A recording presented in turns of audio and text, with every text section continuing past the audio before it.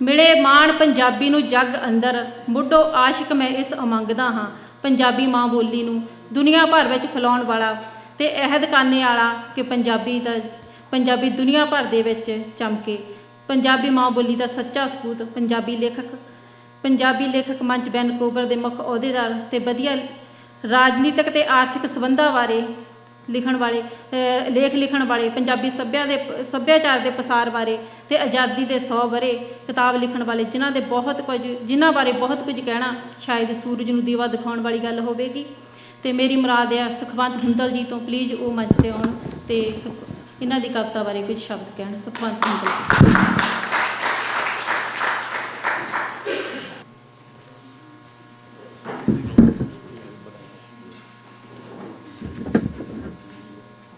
वो एक सुचेत बंदे की आवाज़ है।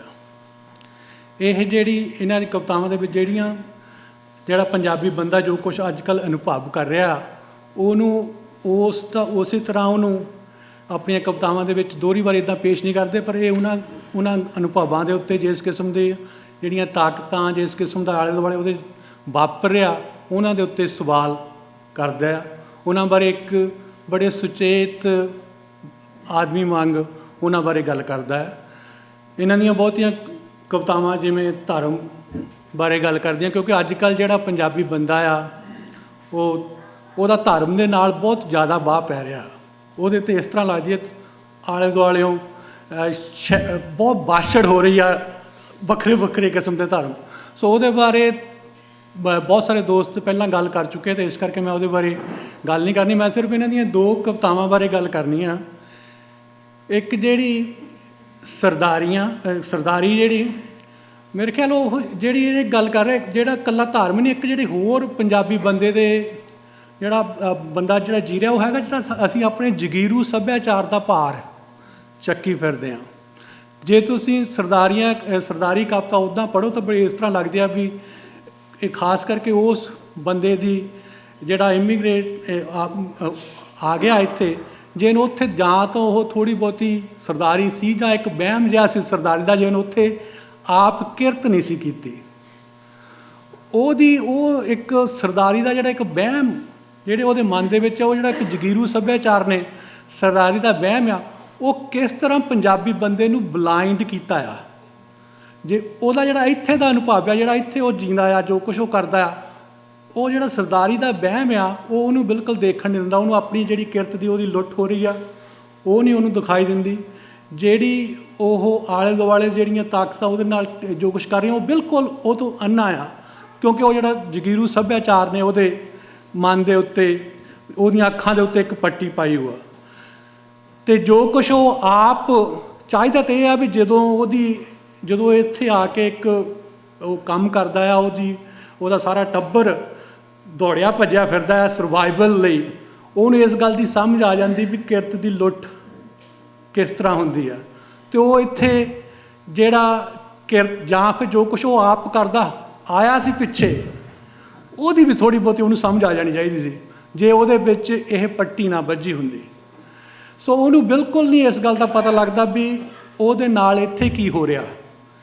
तो जदों वापस जांदा आ वापस जाके भी उन्होंने पता नहीं लगता भी उत्थे की हो रहा, क्योंकि जे उहदे ते पट्टी ना बजी होवे तो जिहड़े उत्थे किसान खुदकशियां कर रहे आ उहदी वो उत्थे उन्होंने दिखाई देवे, पर यह जिहड़ी पट्टी आ ये बिल्कुल उन्होंने देखण नहीं दिंदी। तो इन्होंने इस कविता दे विच बड़ी सरल कविता आ, बहुत सौखी कविता आ, पर बहुत खूबसूरत ढंग दे नाल दवाना उन्होंने गल पेश की आ। इस तरह जिहड़ी दूसरी कविता आ रिक्शे वाला ते मैं वो भी बिल्कुल जिहड़ा साडे सभ्याचार का भार आ भी असी किरत की जिहड़ी साडे सभ्याचार दे विच साडे समाज दे विच किरत की डिगनिटी नहीं गी, किरत का मान नहीं गा। नहीं तो कोई कारण नहीं उन्होंने इस गल ते हीन भावना होवे अपने टैक्सी चलाउण ते जां उन्होंने उत्थे जे उस समाज दे विच जिहड़े समाज नूं छड्ड के आया उस समाज दे विच जिहड़ा रिक्शे वाला आ उन्होंने भी दूजे काम करने वाले वांग सन्मान मिलता होवे, उन्होंने उस किस्म की उजरत मिलती होवे उस किस्म का, तो फिर उन्होंने जिहड़ा बंदा खिड़की राही रिक्शे वाले ने देखा उन्होंने उस किस ढंग नाल देखण की लोड़ नहीं, क्योंकि वो एक्चुअली तो रिक्शे वाला भी किरत करता है तो ਪੂਰਾ ਸਨਮਾਨ ਮਿਲਣਾ ਚਾਹੀਦਾ ਸਾਡੇ ਸਮਾਜ ਦੇ ਵਿੱਚ। ਉਹਨੂੰ ਕਿਸੇ ਤਰ੍ਹਾਂ ਵੀ ਗਿਲਟੀ ਨਹੀਂ ਮਹਿਸੂਸ ਕਰਨਾ ਚਾਹੀਦਾ। ਇਸੇ ਤਰ੍ਹਾਂ ਜਿਹੜਾ ਟੈਕਸੀ ਵਾਲਾ ਆ, ਉਹਨੂੰ ਵੀ ਕਿਸੇ ਤਰ੍ਹਾਂ ਉਹ ਦਸਾਂ ਨਹੁੰਾਂ ਦੀ ਕਿਰਤ ਕਰਦਾ, ਆਪਣੀ ਕਿਸੇ ਨੂੰ ਲੁੱਟ ਨਹੀਂ ਰਿਹਾ ਉਹਨੂੰ। ਸੋ ਉਹ ਜਿਹੜੀ ਕਵਿਤਾ ਆ ਉਹ ਵੀ ਜਿਹੜੀ ਹੈਗੀ ਉਹ ਸਾਨੂੰ ਸੋਚਣ ਲਈ ਮਜਬੂਰ ਕਰਦੀ ਆ ਵੀ ਇਹ ਕਿਹੜੀਆਂ ਫੋਰਸਿਸ ਜਾਂ ਕੀ ਆ ਜਿਹੜਾ ਸਾਨੂੰ ਜਿਹੜੀ ਸਾਡੀ ਜ਼ਿੰਦਗੀ ਨਾਲ ਜੋ ਕੁਝ ਹੋ ਰਿਹਾ ਆ ਉਹ ਸਾਨੂੰ ਦੇਖਣ ਕਿਉਂ ਨਹੀਂ ਦਿੰਦਾ। ਸੋ ਜੇ ਮੈਂ ਕਵਿਤਾ ਦਾ ਬੰਦਾ ਨਹੀਂ ਗਾ, ਮੈਨੂੰ ਕਵਿਤਾ ਬਾਰੇ ਬਹੁਤਾ ਨਹੀਂ ਪਤਾ ਹੁੰਦਾ, ਬਹੁਤੀ ਵਾਰੀ ਨਹੀਂ ਪਤਾ ਹੁੰਦਾ। ਸੋ ਪਰ ਮੈਂ ਕਵਿਤਾ ਨੂੰ ਮਾਣ ਲੈਂਦਾ, ਜਿਹੜੀਆਂ ਕਵਿਤਾਵਾਂ ਚੰਗੀਆਂ ਹੋਣ ਉਹ ਮੈਨੂੰ ਚੰਗੀਆਂ ਲੱਗਦੀਆਂ ਅਤੇ ਮੈਂ ਇਹਨਾਂ ਦੀ ਕਿਤਾਬ ਸਾਰੀ ਪੜ੍ਹੀ ਆ, ਮੈਂ ਉਹਦਾ ਆਨੰਦ ਮਾਣਿਆ ਅਤੇ ਇਸ ਕਰਕੇ ਮੈਂ ਇਹਨਾਂ ਨੂੰ ਵਧਾਈ ਦਿੰਦਾ ਹਾਂ। ਦੂਸਰੀ ਗੱਲ ਜਿਹੜੀ ਹੈਗੀ ਮੇਰੇ ਲਈ ਜਿਹੜਾ ਸਾਹਿਤ ਆਪਣੇ ਮਿਆਰ ਆ ਸਾਹਿਤ ਦੇ, ਮੇਰੇ ਲਈ ਜਿਹੜਾ ਸਾਹਿਤ ਹੈਗਾ ਉਹ ਇਹ ਹੋਣਾ ਚਾਹੀਦਾ ਕਿ ਜਿਹੜਾ ਸਾਹਿਤ ਆ ਉਹ ਬੰਦੇ ਨੂੰ ਜੋ ਕੁਛ ਉਹਦੇ ਆਲੇ ਦੁਆਲੇ ਹੋ ਰਿਹਾ ਆ ਉਹਦੇ ਨਾਲ ਜਿਹੜਾ ਜਿਹਦੇ ਨਾਲ ਉਹਦਾ ਬਾਹ ਪੈ ਰਿਹਾ ਆ ਉਹਨੂੰ ਸਮਝਣ ਵਿੱਚ ਮਦਦ ਕਰੇ, ਅਤੇ ਜੇ ਹੋ ਸਕੇ ਜੇ ਉਹਦੇ ਉਸ ਕਿਸਮ ਦੀਆਂ ਜਿਹੜੀਆਂ ਫੋਰਸਿਸ ਹੈਗੀਆਂ ਉਹਨਾਂ ਨੂੰ ਬਦਲਣ ਦੇ ਵਿੱਚ ਮਦਦ ਕਰੇ ਤਾਂ ਉਹ ਚੰਗਾ ਸਾਹਿਤ ਆ ਮੇਰੇ ਹਿਸਾਬ ਦੇ ਨਾਲ।